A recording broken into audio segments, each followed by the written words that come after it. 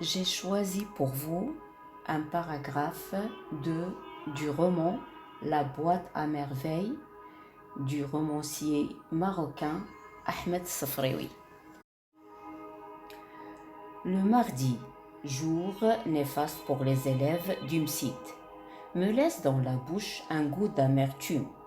Tous les mardis sont pour moi couleur de cendre. Il faisait froid, ma nuit avait été peuplée de cauchemars. Des femmes échevelées menaçaient de me crever les yeux, m'envoyaient au visage les pires injures. Parfois, l'une d'elles me balançait à travers la fenêtre et je me fonçais lourdement dans le vide. Je criais. Une main, combien douce, se posa sur mon front. Le matin, je me rendis au MSID selon mon habitude. Le frère avait son regard de tous les mardis. Ses yeux n'étaient perméables à aucune pitié. Je décrochai ma planchette et me mis à annoncer les 2 ou 3 versets qui y étaient écrits. À 6 ans, j'avais déjà conscience de l'hostilité du monde et de ma fragilité. Je connaissais la peur, je connaissais la souffrance de la chair au contact de la baguette de acier. Mon petit corps tremblait dans ses vêtements trop minces.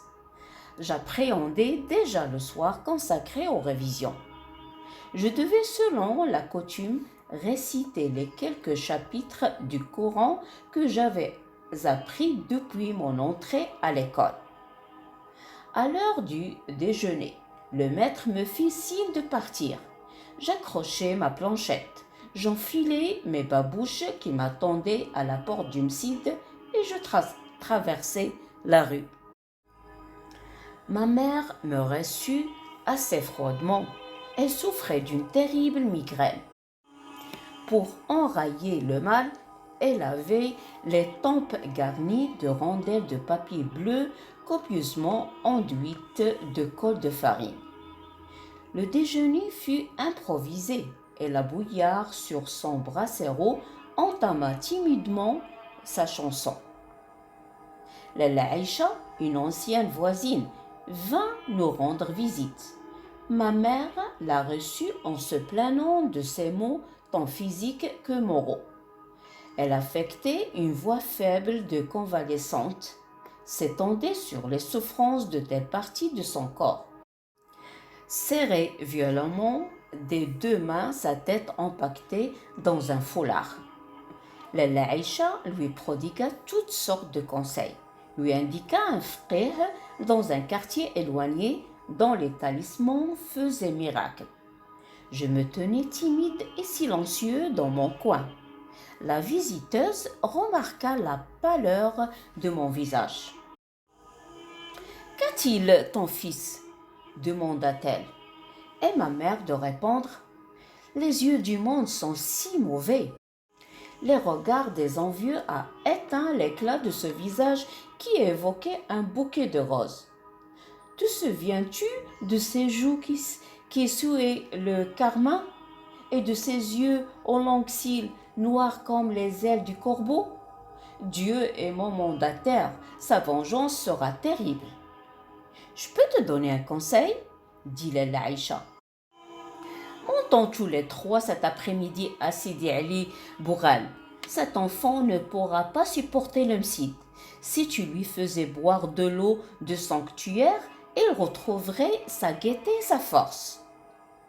Ma mère hésitait encore.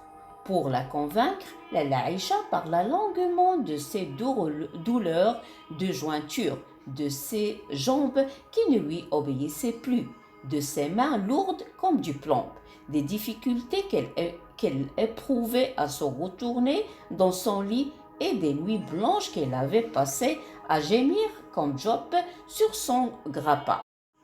Grâce à Sidi Ali Bougalb, patron des médecins et des barbiers, ses douleurs sont disparues. Lalla Zoubida, c'est Dieu qui m'envoie pour te secourir, t'indiquer la voie de la guérison. Je vous aime, toi et ton fils. Je ne retrouverai jamais le goût ni de la nourriture, ni de la boisson si je vous abandonne à vos souffrances.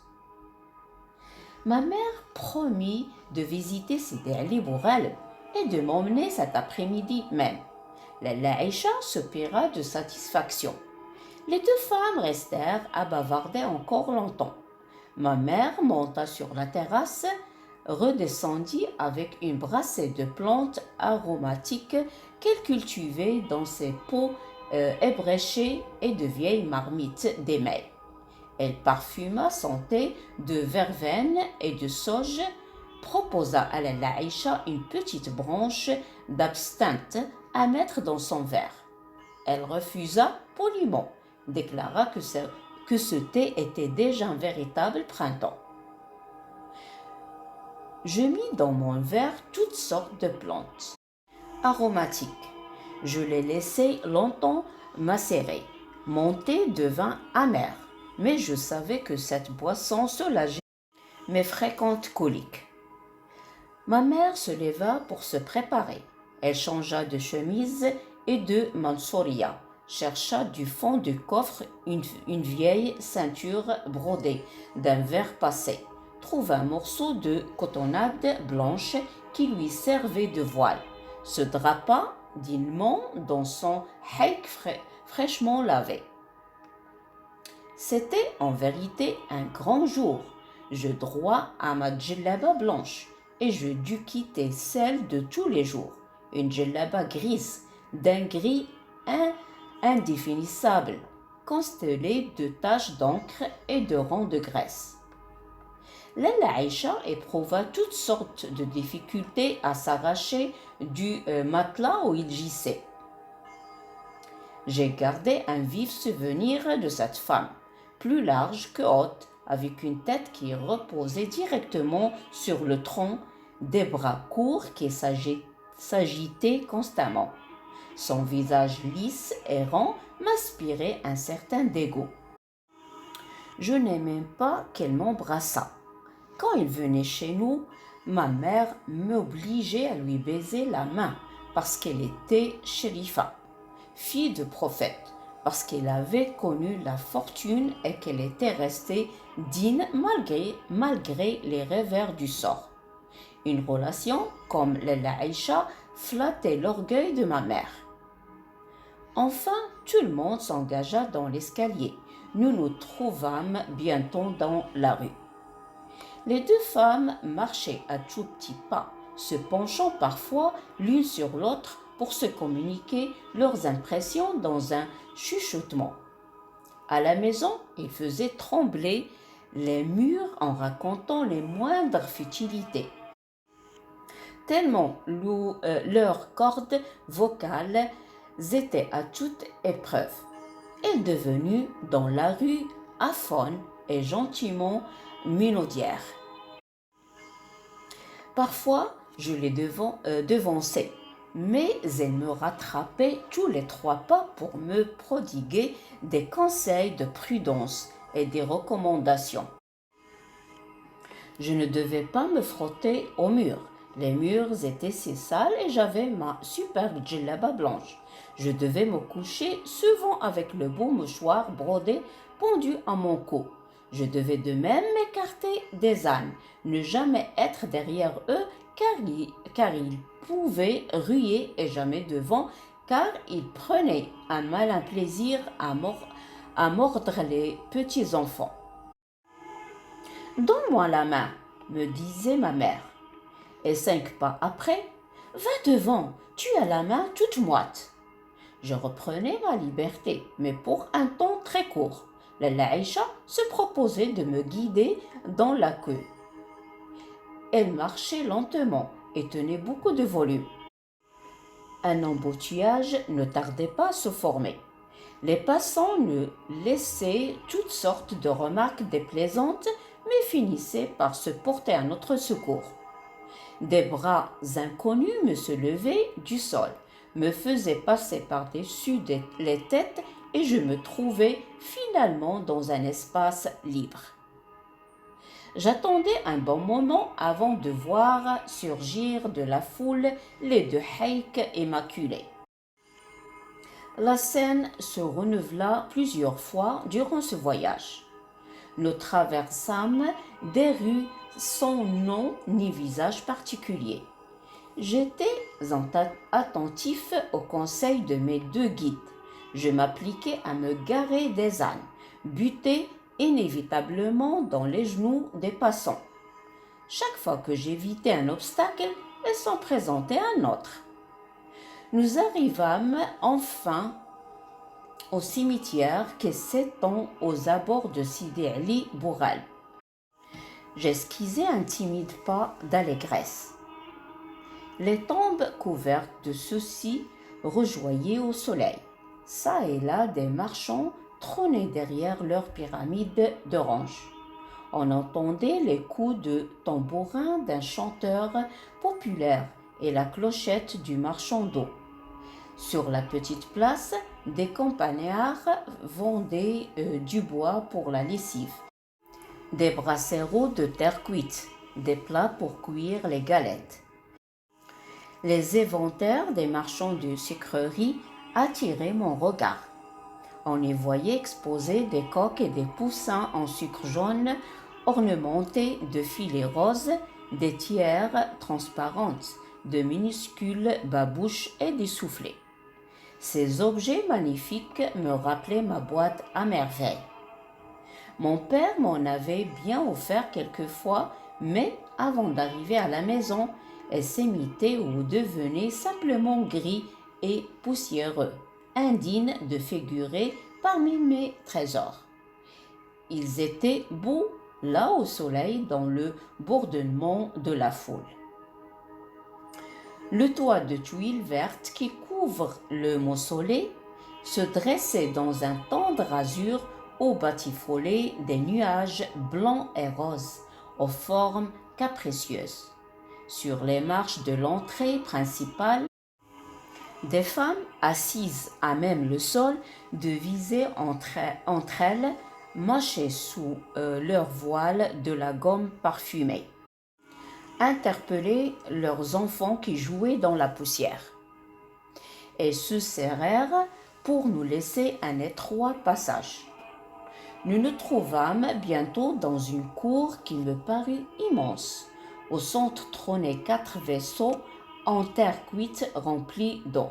Ma mère trouva un gobelet et me fit boire.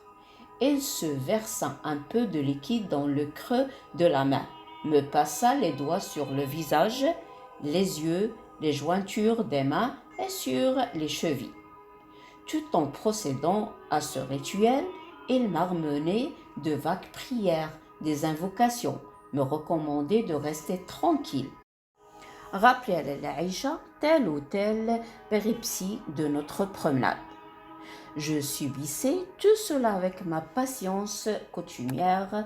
Je me tortillais le cou pour regarder une armée de chats qui se livrait à une folle sarabande à l'intérieur de ce temple étrange. Au-delà de cette cour s'ouvrait la zaouia, de chaque côté d'une pièce carrée où se dressait le cataflaque du saint. 2 portes conduisaient aux chambres des pèlerins. Des gens venus de loin pour se débarrasser de leurs maux vivaient là avec leurs enfants, attendant la guérison. En arrivant devant le cataflaque, Aïcha et ma mère se mirent à appeler à grands cris le saint à leur secours. L'une ignorant les paroles de l'autre, chacune lui exposait ses petites misères, frappait du plat de la main le bois de cataflaque, avec plus d'énergie et de passion. Un délire sacré s'était emparé des 2 femmes. Elles énuméraient tous leurs maux, exposaient leurs faiblesses, demandaient protection, réclamaient vengeance, avouaient leurs impurités, proclamaient la miséricorde de Dieu et la puissance de Sidi Ali Boural. On appelait à sa pitié.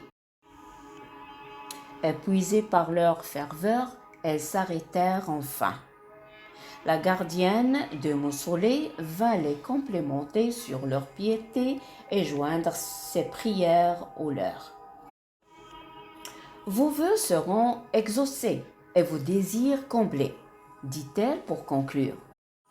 Dieu est généreux, il soulage les souffrances et pense toutes les blessures. Sa bonté s'étend à toutes les créatures.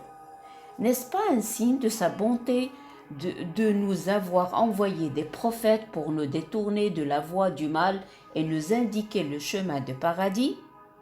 C'est un effet de sa générosité de nous avoir révélé par l'intermédiaire de notre Seigneur Mohammed. Le salut et la paix soient sur lui. Sa parole très vénérée qui nous enseigne les vertus capitales, la charité, l'amour des parents, le bienfait envers toutes les créatures. Ceux qui ont pratiqué ces vertus dans toute leur intégrité deviennent les amis de Dieu et intercèdent en notre faveur. Sidi Ali Boural figure parmi les plus dignes. Il aimait tous les êtres et affectionnait en particulier les chats. Nous en avons actuellement plus de 50. On nous les amène malades, galeux et efflanqués. Peu de temps suffit pour qu'ils retrouvent la santé et la joie. Pour plaire aux saints, nous devons les nourrir et les soigner. Ma mère fouillait dans ses vêtements et ne tarda pas à sortir un mouchoir avec un gros nœud. Lentement, elle le dénoua en s'aidant plusieurs fois de ses incisifs. Lalla Aïcha lui chuchota à l'oreille une phrase mystérieuse. Ma mère hocha la tête et offrit à la Mukaddama 2 pièces d'un franc accompagnées de cette explication. Voici pour moi et pour la shrifa qui m'accompagne. La gardienne ouvrit ses 2 mains, reçut le don et entama une longue oraison. Des femmes arrivèrent de l'extérieur et se rejoignirent à notre petit groupe pour bénéficier de ce moment de grâce, pour profiter de cette rosée spirituelle qui rafraîchit les cœurs. Lentement, je me glissai hors de cet essaim de femmes pour aller caresser un gros marteau étalé de tout son long contre le mur. Il me regarda de ses yeux jaunes, ronronna et m'envoya un magistral coup de griffe. Le sang gicla. Ma main se mit à me cuire atrocement. Je poussai un cri. Ma mère se précipita, folle d'inquiétude, bousculant ses voisines, butant dans son hek qui traînait sur le sol. La blessure me faisait mal et je hurlais sans discontinuer. Les femmes posaient des questions, s'apitoyaient, m'offraient une orange pour me consoler, m'appelaient leur petite rose, leur bouquet de jasmin, leur petit fromage blanc. Loin de me calmer, ce tourbillon de visages me donnait le vertige. Je sanglotais à fondre l'âme. Une main mouillée me posa sur ma figure. Un torchon sécha mes larmes et l'écoulement de mon nez. Le froid de cette main calma mes pleurs, mais je ne cessais pas de hoqueter le long du chemin de retour. Ma mère me coucha dès l'arrivée à la maison.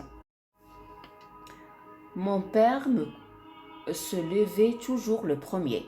Je voyais vaguement sa silhouette dans le demi-jour danser lentement.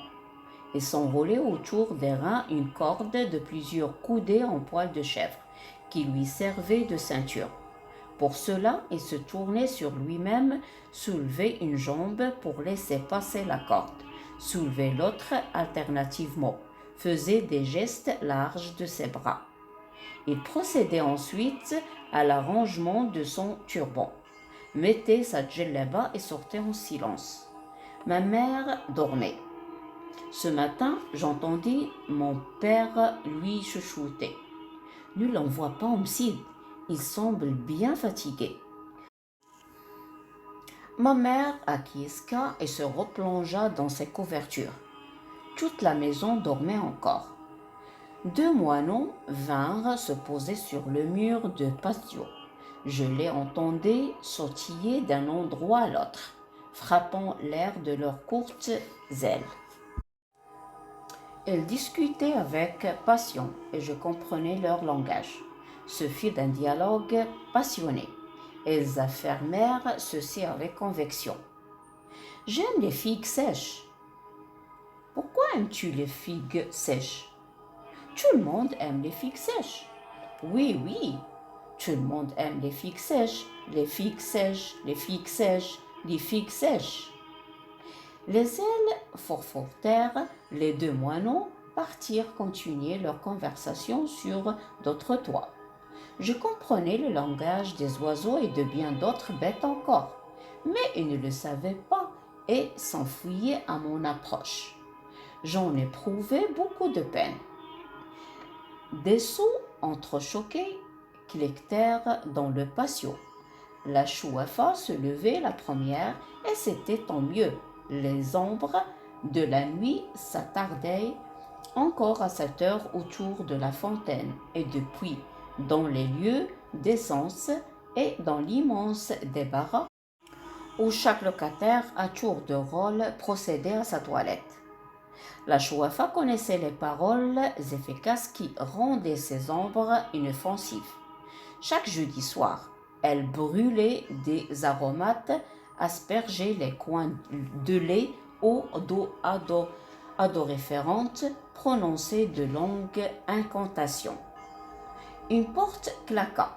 Zineb, la fille de Rahma, se mit à geindre. Sa mère la gratifia d'une gifle sonore et la noya sous un flot d'injures.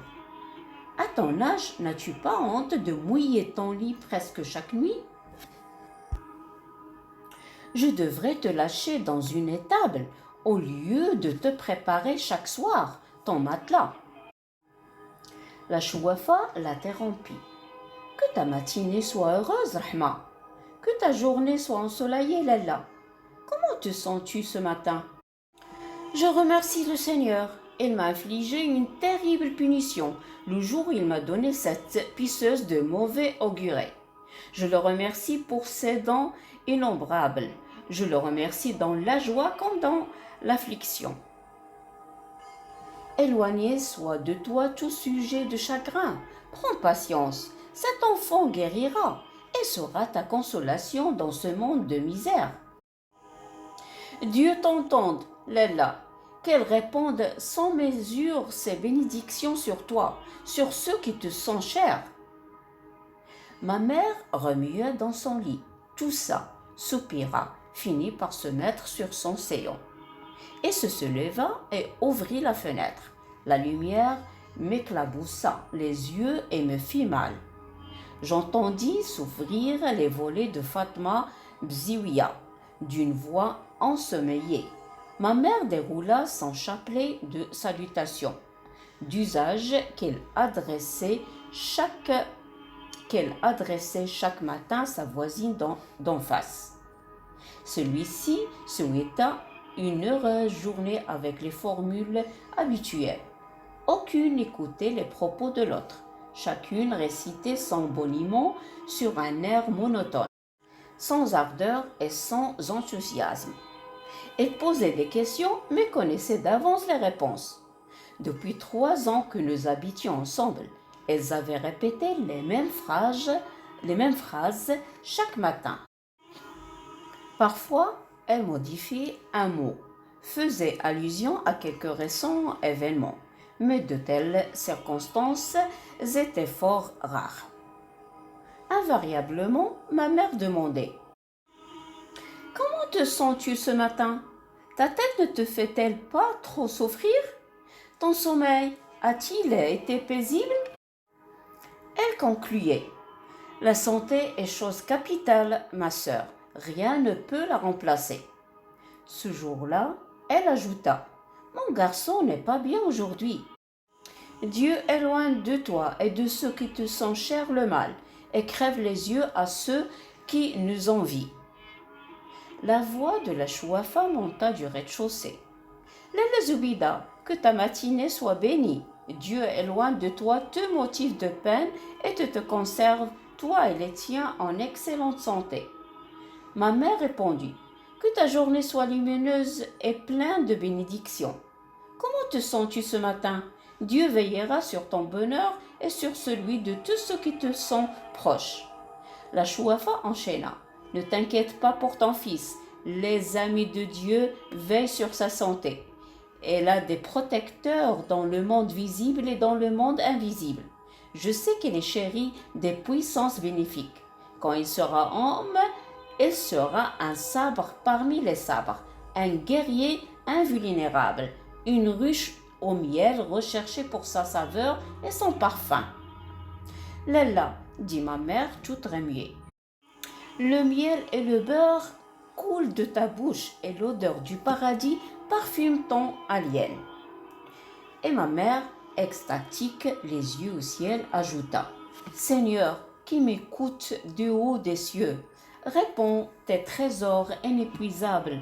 Ô toi, maître de tous les trésors, sur cette femme de bien, qu'elle soit vénérée comme elle le mérite dans ce monde et qu'elle bénéficie de tes larges dans l'autre.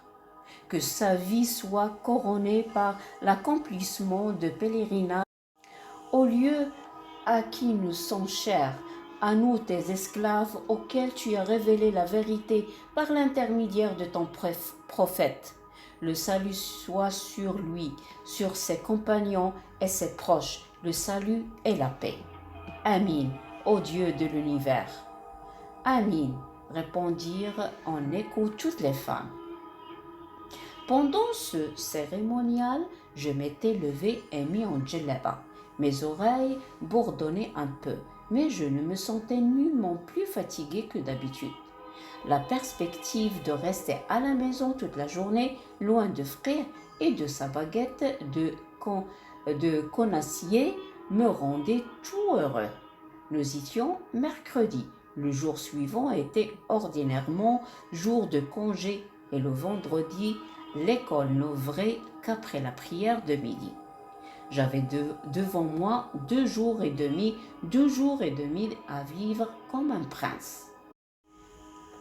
Ma mère m'aida à faire mes ablutions et s'affaira dans le réduit qui lui servait de cuisine à activer son feu. Toute la maison retentissait du bruit du soufflet. Il faisait un éclatant soleil. Bientôt la table fut mise. Il y avait des œufs frits à l'huile d'olive et du pain frais. Nous nous mîmes à manger. Allel, le mari de Fatma Bziouia, jardinier de son état, fit entendre sa voix à l'entrée de la maison. « N'y a-t-il personne? Puis-je passer ?» Rahma répondit: « Il n'y a personne, passe. » Son pas retentit dans l'escalier. Nous finissions de manger quand sa femme entra dans notre chambre. Elle tenait une assiette de fiance reposée de beignets. Sfinch, j'en étais particulièrement friand. Ma mère se leva pour recevoir la visiteuse. Le visage ennuyé, la bouche pincée, elle débita les formules qui exigent la politesse en de telles occasions. « Fatma, pourquoi t'es-tu dérangée? Je ne peux pas accepter. Nous avons, louange à Dieu, amplement de quoi nous rassasier. 2 beignets, c'est beaucoup trop. Par Dieu, je ne puis accepter. » Notre voisine essayait de vaincre cette résistance. Il prenait la main de ma mère et protestait avec chaleur. « Tu ne peux pas me faire un tel affront. Donne-les à Sidi Mohammed, qu'Allah lui donne la santé. Tu ne peux pas refuser, c'est si peu de choses. » Enfin, ma mère remercia. « Dieu te comblera de ses bienfaits et te fera goûter des nourritures du paradis qu'il réserve à ses élus. Dieu ouvrira pour nous tous les portes de ses trésors. » Fatma alla rejoindre son mari et ma mère poussa de mon côté l'assiette avec les 2 beignets. « Mange-les, toi qui les aimes, me dit-elle. Mon estomac ne supporte pas les beignets. » Je me régalais. Un apprenti de mon père, que tout le monde appelait Driss le Teigneux, frappa à la porte d'entrée. Il demanda un couffin pour faire notre marché. Ma mère lui recommanda à haute voix de choisir une viande sans trop d'os et des fèves vertes, bien tendres. La situation de mon père était assez prospère. Nous pouvions nous permettre de manger de la viande 3 à 4 fois par semaine. Papa, d'origine montagnarde comme ma mère, après avoir quitté son village situé à une cinquantaine de kilomètres de la grande ville, avait au début éprouvé des difficultés à gagner sa vie et celle de sa jeune épouse. Dans son pays, on était pillards et paysans. À Fès, il fallait pour vivre exercer quelques industries citadines ou monter un petit commerce. Dans notre famille, vendre et acheter a toujours été considéré comme le métier le plus vil. Mon père se souvint avoir été à un moment de sa jeunesse dans l'atelier de l'un de ses oncles maternels, tisserand de couverture, et s'acheta donc un minimum de matériel, loua un coin dans un atelier et s'installa tisserand. Il faisait honnêtement son travail, améliorait de jour en jour sa production. Bientôt, ses articles furent très disputés et le ménage jouait d'un certain confort. Mon père avait un vieil ouvrier avec lui sur le métier. Driss, le teineux, garnissait les canettes et faisait les commissions. Driss venait 2 fois par jour à la maison. Le matin, acheter les provisions et au milieu du jour, chercher le déjeuner de son patron. Mon père mangeait à l'atelier. Il venait seulement le soir après la dernière prière. Le vendredi faisait exception. Ce jour-là, mon père était à son métier jusqu'à midi environ. Il payait ses employés, allait à la mosquée pour la grande prière et nous déjeunons en famille. Driss revint chargé de son lourd panier. Ma mère en fit l'inventaire. Le teineux n'avait rien oublié. La viande avait bon aspect et le verre d'écosse de fèves ne faisait saliver abondamment. Le couffin contenait en outre de l'ail, du persil et quantité de petits paquets d'épices. Nous avions de l'huile, du charbon et de la farine pour tout le mois. Quand ma mère parlait de l'œil des envieux, elle pensait sûrement à ses richesses. Les voisines moins fortunées nous jalousaient un peu. Elle n'ignorait d'ailleurs aucun détail de notre vie domestique. Ma mère, de son côté, connaissait les difficultés de tout le monde, l'état des finances de chaque ménage, les dettes qu'il contractait, ses dépenses de chaque jour et la qualité de son ordinaire. Les fèves furent versées dans un large panier en sparterie en forme de plat. « Tu m'aideras les écosser ?» me dit maman. J'acquiesçai et me mis aussitôt à l'ouvrage. Je fis vite dégoûter ce travail. J'allais risquer un œil dans la chambre de Bziouia. Il roulait du couscous. Dans un coin, s'amoncelaient divers légumes, navettes, carottes, courges rouges et oignons. Notre voisine m'aimait beaucoup. Elle laissa un moment son couscous pour fouiller dans un panier. Il me tendit avec un large sourire, un radis d'un rouge de rubis lent d'un zampon. Je lui fis un sourire pour la remercier et plantai mes dents dans la chair rose de cette friandise. Le goût en était si fort que les larmes me sortirent des yeux. Je ne dis rien, je partis à reculons, grimpai les marches qui conduisaient sur la terrasse et jetai par-dessus le mur qui nous séparait d'une autre maison, le beau radis.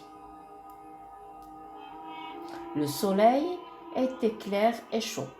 Un chat blanc et noir reposait sur le mur et suivait mes mouvements de ses yeux à demi fermés. Je ne m'en approchai point. Le coup de griffe de Matou, pensionnaire de Sidi Ali Bouralb, m'avait appris à me méfier des chats qui ronronnent au soleil.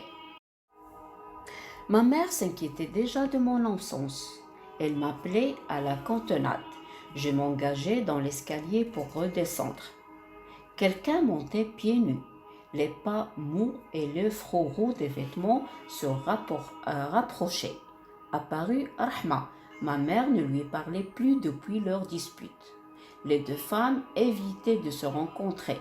Moi, je ne savais pas s'il fallait lui sourire ou me sauver. Je me plaquai contre le mur et attendis que les événements décidassent pour moi. En arrivant à ma hauteur, Rahma s'arrêta, me caressa la joue et me glissa un objet dans la main. Un objet lisse et froid, mais dont le toucher me plongea dans un bain de délices. « C'est pour toi », me murmura notre voisine. Je ne répondis rien et courus rejoindre ma mère qui s'impatientait. L'objet était toujours dans le creux de ma main et dégageait une fraîcheur d'eau de source. Installé dans un coin de la pièce, j'osais enfin de le regarder. C'était un gros cabochon de verre à facettes, taillé en diamant, un bijou fabuleux et barbare provenant à n'en pas douter de quelque palais souterrain où demeurent les puissances de l'invisible. Était-ce un message de ces lointains royaumes? Était-ce un talisman? Était-ce une pierre maudite qui m'était remise par notre ennemi pour attirer sur nous la colère des démons? Que m'apportait la colère de tous les démons de la terre? Je tenais dans mes mains un objet d'une richesse insoupçonnable. Elle prendra place dans ma boîte à merveille, et je saurai découvrir toutes ses vertus. Ma mère me trouva dans mon coin et me jeta un regard négligent et dit « Encore un bout de verre, fais attention de ne pas te blesser. »